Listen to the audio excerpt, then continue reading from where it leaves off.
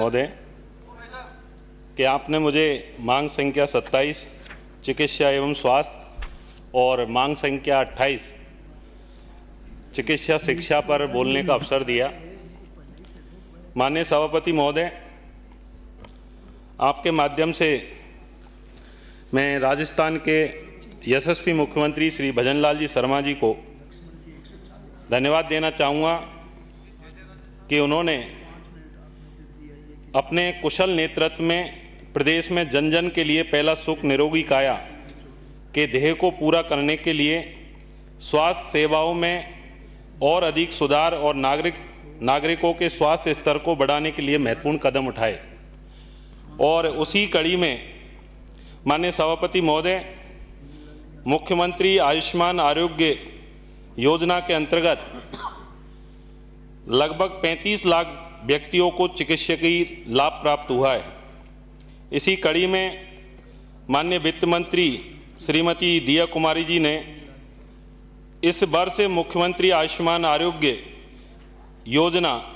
के साथ ही निःशुल्क जांच एवं दवा हेतु 3,500 करोड़ रुपए का मां कोष गठित किए जाने की जो घोषणा की है, वो निश्चित रूप से स्वागत योग्य कदम है। माननीय सभापति महोदय, साथ में ही धन्यवाद देना चाहूँगा माननीय मुख्यमंत्री जी को कि मां योजना के माध्यम से आमजन को और अधिक सुविधा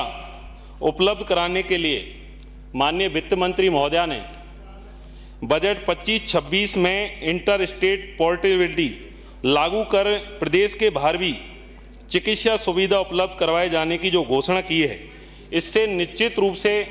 प्रत्येक राजस्थान वासी जो राजस्थान के अलावा बाहर अपने व्यवसाय के लिए, अपने धंधों के लिए मां अपना काम करता है, उसको निश्चित रूप से इस मां योजना का उसको फायदा मिलेगा। माननीय सभापति महोदय,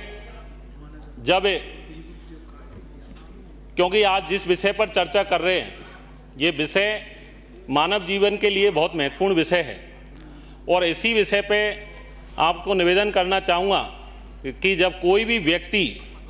या कोई बीमार व्यक्ति हो या कोई पीड़ित व्यक्ति हो, जब उस पर दुख आता है, कष्ट आता है, तो शायद उसे सबसे पहले जिसको वो याद करता है उसका नाम सबसे पहले उसकी जवाब पे आता है। उस दुख में वो नाम है माँ का, और माँ के पनाह में, माँ की गोद में उसको जो सुकून मिलता है, निश्चित रूप से वो व्यक्ति पूरे संकटों को, पूरे दुखों को भूल जाता है। मैं धन्यवाद देना चाहूँगा माननीय मुख्यमंत्री जी का कि उन्होंने इस राजस्थान के वासियों के लिए इस मां योजना के तहत जो 3,500 करोड़ का कोष गठित किया है, इससे निश्चित रूप से राजस्थान के प्रत्येक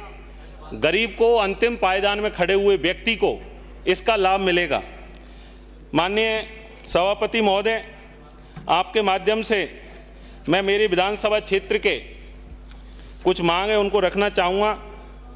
माननीय सभापति महोदय, मेरी विधानसभा जो करौली जिले की सपोटरा विधानसभा है, वो भौगोलिक रूप से उसका अधिकांश हिस्सा उस डांग क्षेत्र में आता है और डांग क्षेत्र में क्योंकि पहाड़ी इलाका है, वन क्षेत्र का काफ़ी हिस्सा आता है, जिसके कारण भौगोलिक रूप से रोडों की कनेक्टिविटी,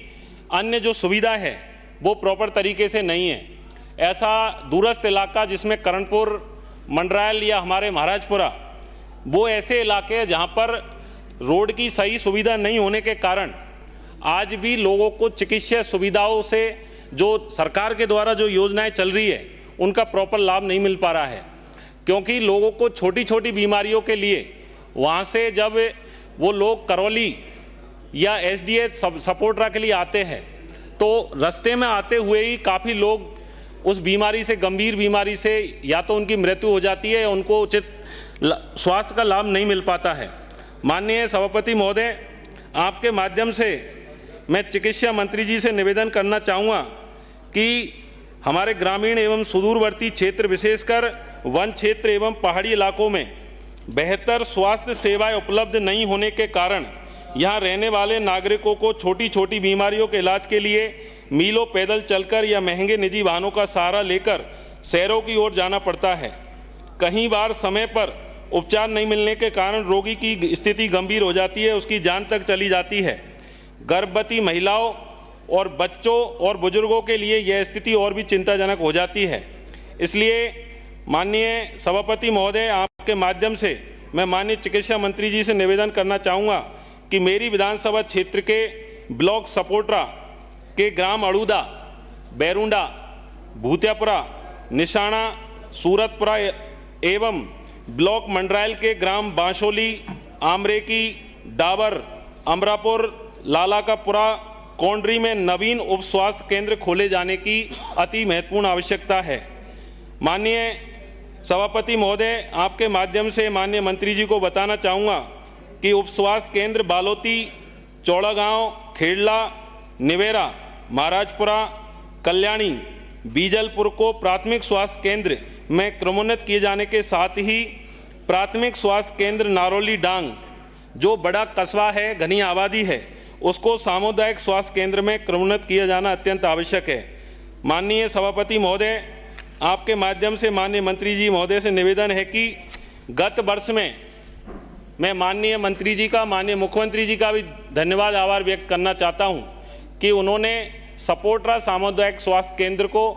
जो उप जिला अस्पताल का दर्जा दिया, क्रमोन्नत किया, उसके लिए भूमि चिन्हीकरण की सारा कार्य हो चुका है, लेकिन अभी तक उसकी वित्तीय स्वीकृति जारी नहीं हो पाई है। इसलिए सपोट्रा उप जिला चिकित्सालय के लिए वित्तीय स्वीकृति जारी करवाने के साथ ही उप जिला चिकित्सालय में सपोट्रा में मातृ एवं शिशु चिकित्सा इकाई खोलने की आवश्यकता है। माननीय सभापति महोदय, सामुदायिक स्वास्थ्य केंद्र कुड़गांव, जो उपखंड सपोट्रा का बड़ा कस्बा है तथा राष्ट्रीय राजमार्ग 23 पर करौली गंगापुर के मध्य में स्थित है। कुड़गांव से करौली, गंगापुर सिटी एवं सपोट्रा की दूरी लगभग 30 से 35 किलोमीटर है। राष्ट्रीय राजमार्ग पर आए दिन घटित होने वाली गंभीर दुर्घटनाओं में घायलों को तत्काल उपचार की आवश्यकता होती है, जिससे उनकी जान बचाई जा सके। इसलिए माननीय सभापति महोदय, सामुदायिक स्वास्थ्य केंद्र कुड़गांव में ट्रॉमा सेंटर खोले जाने की आवश्यकता है और साथ में ही सामुदायिक स्वास्थ्य केंद्र को 50 बेड में क्रमोन्नत किए जाना अत्यंत आवश्यक है। माननीय सभापति महोदय, माननीय मंत्री जी से मेरा निवेदन है कि क्षेत्र में पहले से मौजूद स्वास्थ्य केंद्रों को आधुनिक सुविधाओं से सुसज्जित किया जावे। जिला चिकित्सालयों सहित जिले की सभी चिकित्सा संस्थानों में डॉक्टरों एवं स्टाफ के रिक्त पदों को भरा जावे। साथ में ही विशेषज्ञ चिकित्सकों की नियुक्ति की जावे। आवश्यक दवाइयों के निरंतर आपूर्ति सुनिश्चित की जावे, जिससे मरीजों को इलाज के लिए महंगी दवाइयाँ नहीं खरीदनी पड़े। माननीय सभापति महोदय, माननीय मंत्री जी से मेरा निवेदन है कि चिकित्सालय भवन, राजकीय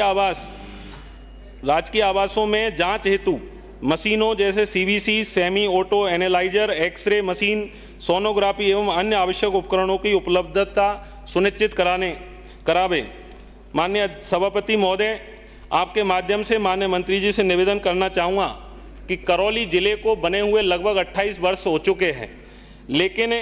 अभी भी जिले में जिला औषधि नियंत्रक का कार्यालय स्थापित नहीं हो पाया है,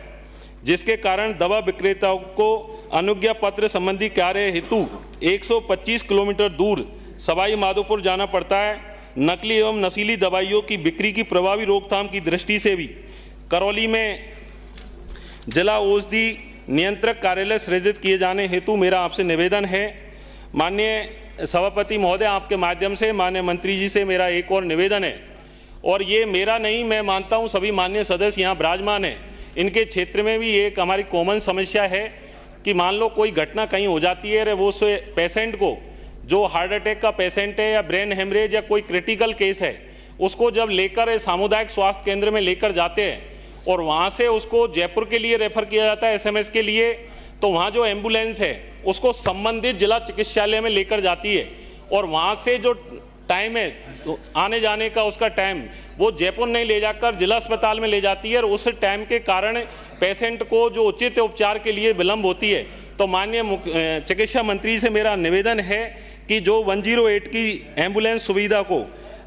मुहैया करवाने का श्रम करे, जिससे रोगी को कम समय में बेहतर उपचार मिल सके।